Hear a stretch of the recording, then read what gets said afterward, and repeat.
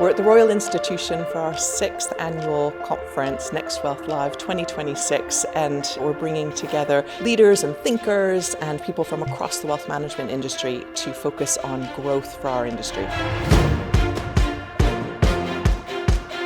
So we're starting with our CEO panel, chaired again by Peter Mann, thinking about what are the business models that will allow our industry to grow. The challenge and the real issue that we see is the UK has got to move from being a nation of savers to being a nation of investors, and it is not doing that anywhere near at the pace that it needs to. To get beyond the 9%, we really need to appeal in a different way because the fear of investing is sometimes harder to get past. And I think we need to move away from maybe some of the historical norms that we've had of exclusivity, complexity, and to focus on our products into actually tapping into what clients perceive that they need.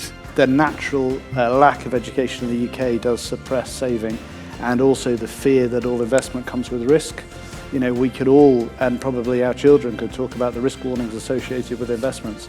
I think that's the bit we need to flip on the head. One of the things that was said today by Peter Mann was that as a CEO, your job is to analyse what the problems are and try and solve the problems. What you're doing when you come to a NextWealth event is you're doing exactly that. You are able to just take a minute back around the train that we're all running on to keep going forward and think about what actually is it we're trying to solve in the first place. I really like this event because it really brings all aspects of the industry together. So it's those different voices, it's hearing from the CEOs, it's hearing from the advisor community, it's hearing kind of different perspectives, like the guy from Hargreaves talking about the head of clients and really having sort of a different perspective outside of this industry. Technology doesn't just create efficiency, it shapes emotion. A slow platform creates anxiety.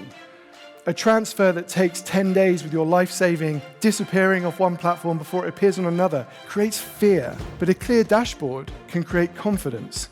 We have a panel on advice, we have a debate about growth. Is the future of our industry about growth, not consolidation? We have a speaker on AI in the workplace, which is such an important theme that still runs through all industries, of course. And then at the end of the day, we have Mark Fitzpatrick, the CEO of St. James's Place. SJP was responsible for more than half of financial advisors that came into the industry last year, came via SJP. So thinking about the transformation that business is going through, but also the engine that they are of growth for our sector is really important. What you guys do matters because you have conversations, you create conversation, you make people feel good about themselves and comfortable in terms of who they are. That is so special. So you and what this profession does is becoming even more rare in the market, and I think we should focus and understand that and understand how we attract more people in. And we end with our final panel, Shape of Flows, Richard Romerly back for the 6th year, hosting that panel, thinking about the investment solutions and the product that will help clients achieve their goals. One of the best ways to build solutions that are for those specific customers of that specific firm and those specific target markets is by building something specific to their needs. And the only way you really do that is by partnering with someone, asset manager or managers, who can deliver that.